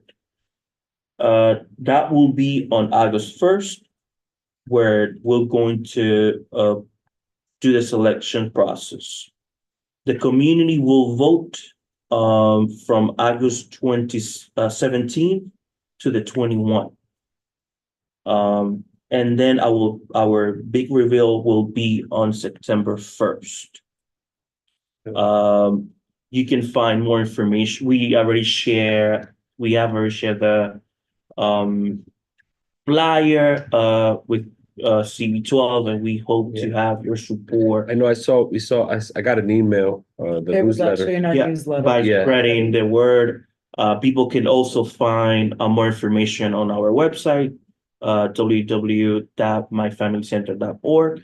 And please don't forget to follow us on our social media, FEC Wahai. Thank you. And I don't know if my colleague Monica Harris, who is our family advocate, would like to add something to. Can I just ask a clarifying question? When you're saying the community will vote from August 17th to 21st, is that just like Virtual or in person? members in Washington Heights? Is that just people who have access to? Is it like 5 people, 20? Are just gonna open it up on social media? So we will do our campaign we will advertise with the community boards, with our elected officials. We will do community outreach so people can vote and choose the name of our FEC. Well, they're gonna vote via link or how? We're going to have physical ballots Okay. and online as well. Okay, got it. Mhm.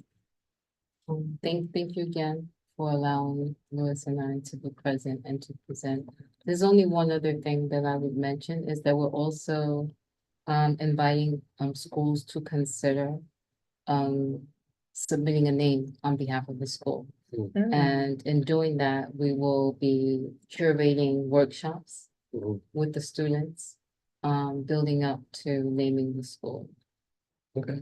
I mean, That's right. naming the FEC, excuse me. Then could the money go to the school? That'd be nice. Well, If the- it's a little $1,000. tough to get money into this, because usually the best way to go about it is for a school to have their own nonprofits, which is usually the parents' wing, and they fundraise. But it's a bit complex because it goes to the DOE, it doesn't go to the school. Oh. Yeah. Oh, if they name the school, if the school's name was chosen, for example, it wouldn't be able to be something that the. You school would, could you would decide. have to figure out who CBO that's in the school, and potentially donate it to them. So I could go towards school program, Programs, yeah. Yeah. But if for you to donate to a school, it goes downtown, it goes to DO. Can I just add to that, Domingo? You know, we sort of found this model. I mean, I know that PS 187, it's great. They have their own, 501, they're independent. And in terms of our office, in terms of community affairs at the hospital, we work with many schools. Okay. And one of the things we're doing is really supporting these different schools to follow sort of that same model of creating Oh, I gotta talk to you. the 501(c)(3) and all that, and be able to support Yeah. those schools to be able to do that. Yeah. So that is something that I think is important, to sort of allow these other schools to be able to do their own fundraising without. And also even the playing field, because I also feel that building new skill sets for these families also puts them in a position to be more marketable as they seek employment, Exactly. but Yeah. one of the hardest things when they develop, as I talk to administrators is, like the school's not responsible for the 501(c)(3).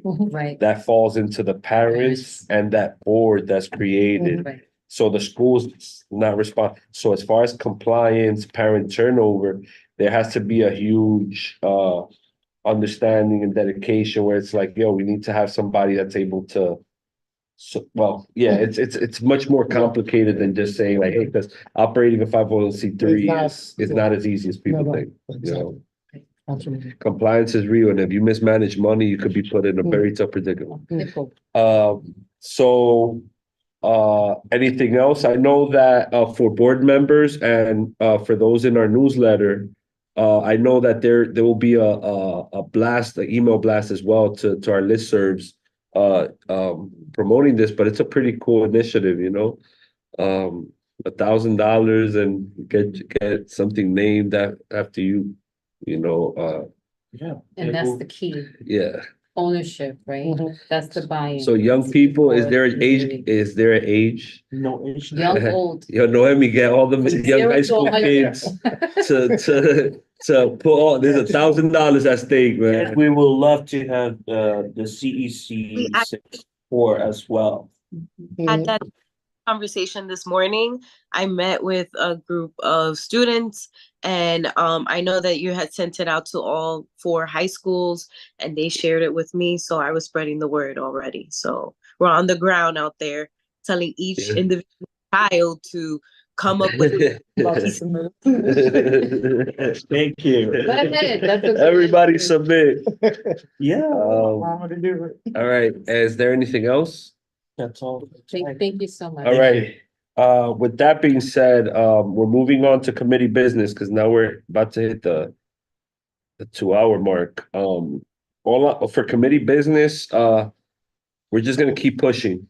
You know what I'm saying? I feel like we've been able to, for the first year ever, we had a blank agenda. And we're filling it up, right? We're going beyond just rhetoric. We're passing resolutions.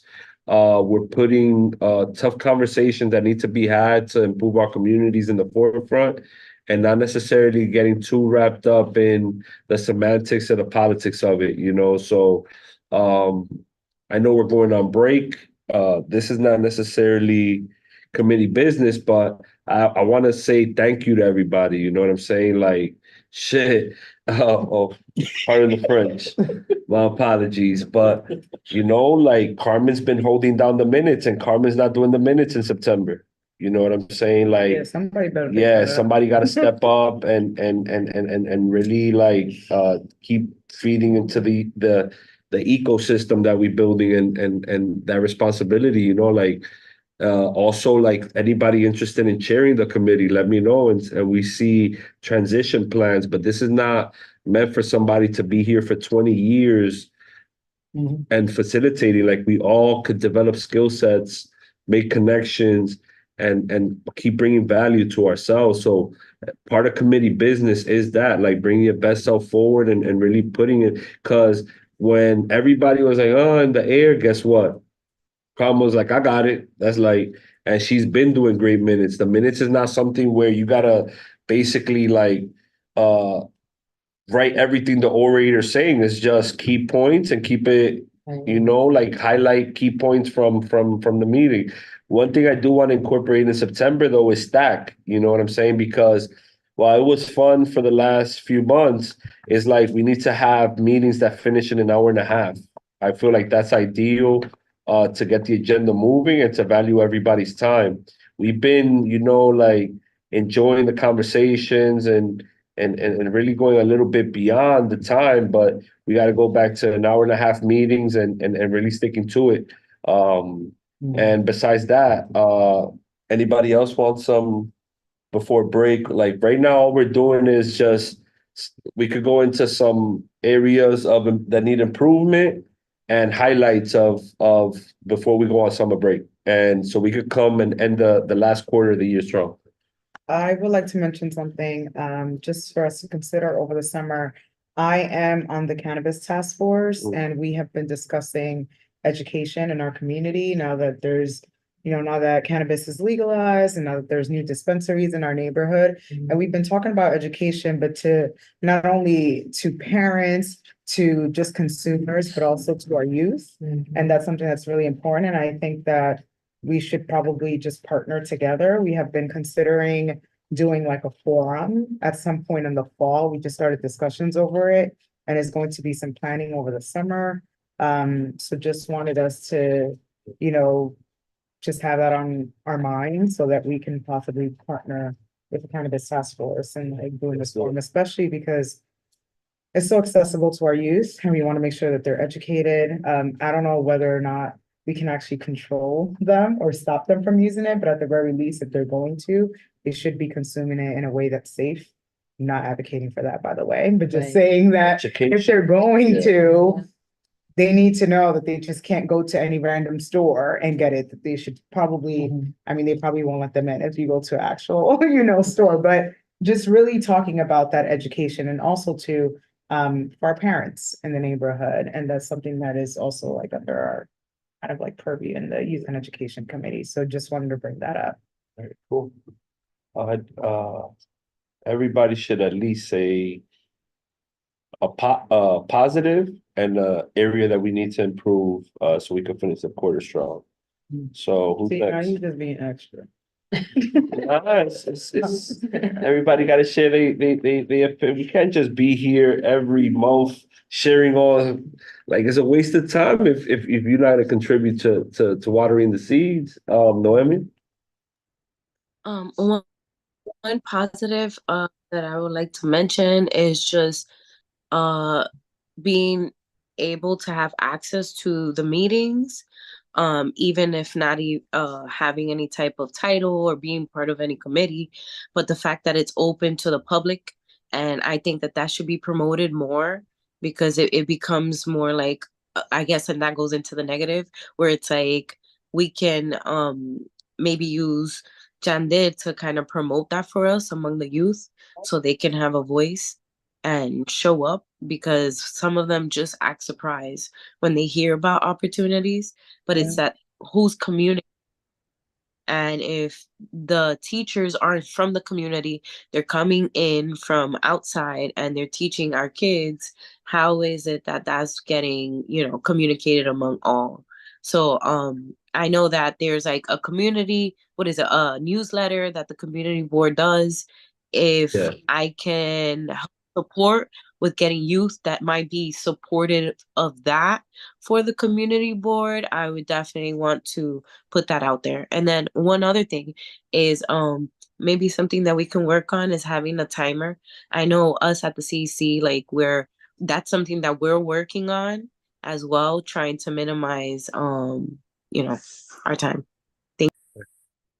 Just to add on to Noemi's point, one of the things that I saw that worked really well at the meeting that we had regarding the plaza, there were flyers. I saw some of those flyers when I was walking around, and a lot of people that were here said that they just saw the flyers just on light poles and whatnot, and that's what made them show up to the meeting. It was packed in here that day. Yeah. So maybe that's something that we should consider for And we youth and finally education, like have put it an by outreach the high person. schools. No, but we should put them, like just print out flyers regular, just that says youth and education meeting, community board, Yeah. come and, whatever, and put them by the high schools. But or now sky's the limit, because now we got an outreach worker. So Well, now we you know could that. potentially talk to some of the principals. And remember, we only have one high school in this district, mi gente. Like, it's not really, oh, we got to do outreach to 20 high schools. We got one high school.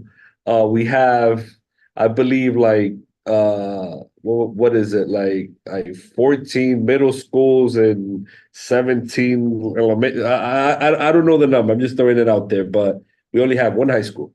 So if we want to pilot a program reaching out to young adults in high school, it should be fairly easy, and get the outreach worker and see what workload they got and see how we could get in there. Also, I'd be happy to, whenever I'm working from home or whenever I'm not working, I'm happy to go to any of these schools. If they have any open, we should probably find out what the schools have. Maybe we can show up, I don't know, to any meetings and just talk. And I think if one of us would actually show up and be like, y'all should come and talk, and this is what you Yeah. can do. I think that would probably be more than just them seeing it in an email or Yeah. something like that. I think that'd be good That's for fine. outreach. Cool. But I'd be willing to do that if the We'll get opportunity into presents it. itself. Tanisha, one good thing so far and one area to improve, so we could finish the quarter strong. Because once we come in September, we got, what is it, 3 months, and bada bing, that's year 2024. Yeah, I think that the positive about this year is that it was, real centered on bringing special guests here to educate us about what's going on in education. I think that's important. I hate to say this, but I'm going to say this. Before I was on the committee chair, I was a little confused because it seemed like a lot of members didn't know that much about anything that's going on in youth and education. So I'm happy to see that we have people here, like Danielle, who, actually is in the schools, that can give their lived experience, voice, people here that are, that know about what's going on with the charters, that know what's going on with the class size, that, follow the budget, things like that a lot of us here do. So I think that was great. And yeah, I agree with y'all. Outreach. How do we get our community to come on, either in person or on, I tell them all the time, I send people Zooms and stuff. So I don't know, maybe, at the start of the year, we can explore how we can get more engagement, because I find that people have a lot of complaints, but, you have to do the work. So while we have to do our part as community members, as community board members, the community has to do their part, so we can help everybody that wants to be helped. And That's the all I area got. to improve, T? Outreach. Okay, gotcha. I don't want to start calling out names, but Chandiel, go ahead, my boy. I don't, I'm a little biased, but I feel like a really good thing, because, this is my first year, but I feel like a really good thing is how, we're talking about youth and education, and here I am, a member of the youth, because I feel like a lot of the times, like, there are greater conversations happening, bigger conversations happening regarding the youth and about, like changing the environment for the youth without the youth being a part of it. So it's like when you're there and you're behind a closed door and like you have no idea what's going on with inside, it's like damn, so now I'm supposed to like adapt the way I'm living because you guys want to have conversations that I'm not a part of. So I feel like I really like it. I really appreciate the fact that I was given this opportunity to be here and talk about it and relay this information to my peers and, to administration. And I wanted to say something aside from outreach, but outreach is really the only thing I could think about for an area to work on. Because now that I think about it, I had no idea like there was a source like this or anything like this existed until I was handed the application. So yeah, I feel like we just need to just work on ways to promote this to people, whether it's the youth, whether it's adults. Yeah. Thank you, Daniel. Hector? Good evening, everyone. I would say one of the positives of the year, I didn't start off in this committee, but I was added to this committee, is how prepared everyone was when we had special guests, just echoing Tanisha. In terms of areas of improvement, at the end of the day, like no one's perfect. The committee has been running very smooth compared to other committees that I've been on. What I will say is just the time that we allocate to some of the guests and some of the conversations and topics. None of these topics are simple in any capacity. However, we have to be mindful of using our time effectively and making sure our guests are allocated an appropriate amount of time and not a surplus of time. And thank you for leading the committee in a great direction, Domingo. I think that's also very important to echo as well. Yeah. Thank you so much. And I think like with that being said, so we're gonna improve outreach and time. You know what I'm saying? Like I feel like as people who work, and are putting in work, whether in school or any area of your life, I think time is something that has to be valued. And I think we got to do a better job just limiting like sometimes hearing ourselves talk. That's why I try to catch myself every time. Like, yo, how can I limit that? Because me saying this is another 2 seconds. You know what I'm trying to say? So I really do look forward to that. And It's that's a balance. And we did good tonight. Look. Yeah, we're done. Yeah, we're it done. was perfect. Yeah. But Sometimes I feel like it's a balance because some issues, there's going to be more people who have questions, and I just think it's a balance. But I think tonight was great. We had 3 presentations. We kept it under an hour and a half, and we got all the information that we needed. Yeah. Can I just say thank you to her? Thank you, Tanisha, for showing up at our Mother's Day event. Your presence was so welcomed and appreciated. Oh, yes, it was amazing. Louis, great job. It was amazing. Yes, I was there. I'll be outside chair. You didn't report that. Yeah, you didn't report that, You didn't Tanisha. report that, Tanisha. Okay, well, I went to the mothers event from the Enrichment Center. It was amazing. The food was great. The conversation was great. Like all the mothers felt included, including me. And we know I have issues with ACS, anything that's funded with ACS. So I was very pleasantly surprised. I was very proud of what I saw in my community. And also I threw a fit. And I went to see Edgecombe, and it's more supportive housing than some other things we got here. The way that they are really supporting our returning citizens, even their language is very intentional. They call it a home, and for now, they don't search their peoples. They just put them through the metal detector. They can go out and eat. It's really supporting our returning citizens because a lot of them don't have someplace to come home to. So for them to have that space and to be able to get their money together and get skills and get education and get jobs and then be able to they even have a stipend. Like if you go stay with your friend, they'll give you up to $100 for 12 weeks to support them returning to society. So it's a beautiful, beautiful, beautiful program, and I look forward to seeing. They even have a hydroponics in there. Got me some good lettuce and arugula.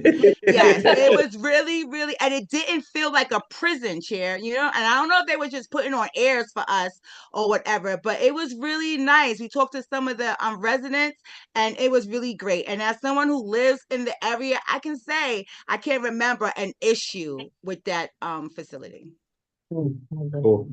So you see, we are hitting the community, Carmen. I know that's You know, right. we are Okay. hitting the so now the 12th, I know June 12th, Health and Career Science is having like their big community event. So anybody who's interested in attending that, let me know. They have like over 500 people attending the event from like family members, and so I know Health Careers, if y'all looking for more info on that, just so you could see like the school community. I know that Law had a event on Saturday, if I'm not mistaken. They had their wellness fair on Saturday. It was too early. I'm not gonna lie to you, John. I was coming back from a teacher's retreat, but wellness fair at 8 a.m. is tough. And it was way earlier too, because usually we do it from like 10 to 12. I even got there late. Yeah, so I was at a teacher's retreat and came back like around 11, 12 o'clock. So I wasn't able to make it. ¿Qué pasó, Noemi? You got something to add? All right. By the same time, pretty much after 11. It seemed great. I wasn't feeling well, so I kind of kept away from people. Oh, okay, cool. So we're in announcements right now. I know Julio has an announcement before we wrap up. Yeah, thank you, Domingo. So I'll be very brief. So the hospital made a substantial contribution to redo the playground at IS 52 and partner with an organization called Trust for Public Land, which is an organization that helps create green space. So we're happy to say that they're completed. I'll send Domingo the invitation. There's a ribbon cutting taking place on Wednesday, June 26th at 10 a.m. If you're able to attend, please come see the new space for the children, the kids at that school, and also the amenities that local residents will have to be able to go in there and enjoy more green space, which is needed. So, and I'll make sure that again we'll send the invitation to Domingo and can share that with the committee members. Tanisha? Yes, before we go, I have an announcement. I was one of the people on the Blue Ribbon Commission. This was a commission by the New York State Education Department on Regents, and I'm happy to announce that the year after next, Jadelle, I'm sorry, it might be, you should push for reparations if the year after next you're not gonna be in school no more. That Regents will not be required for our children to get a high school diploma. So not 2025, but 2026, it will no longer be, look at Jay, I told you. It will no longer be a requirement for our high school students. I'm happy about that because it was done. Amen. Amen. Wow, that's crazy. And the logic behind it is like that whole like being able to develop your own portfolios and show that. Is that what they're gonna have instead? Well, technically they always had it, just some schools had it. Right, Tanisha? Like some schools had portfolio. Some schools require you to do it, some schools don't, but like Carmen, wouldn't it be better if our kids was learning about civil service and how to balance a bank book and what paying bills mean, and maybe some trade schools, and some home economics. So I will definitely keep y'all updated next school year as to what's happening. I always like text Chair like with the eyeballs, so I'll keep y'all updated, and between me and All right, cool. Thank you, Tanisha, for sharing that. Do we have quorum? No, we don't have quorum, which is a good thing. So that means I appreciate you all. I look forward to seeing you in September. Well, honestly, we're about to turn up in 1/6 3rd, so I expect to see y'all August. What is it? August 22nd? August 3rd, Chair. The first Saturday in August. The first Saturday. It's all day. What time you started? Like at 10 a.m. From 12 to 8, because we did from 12 to 6 last year, and it wasn't enough time. So we're gonna put 2 more hours on it. Yeah, 12 to 8. So we're about to turn up right here in the southern part of Washington Heights. All right, cool. Appreciate you all. See ya in September.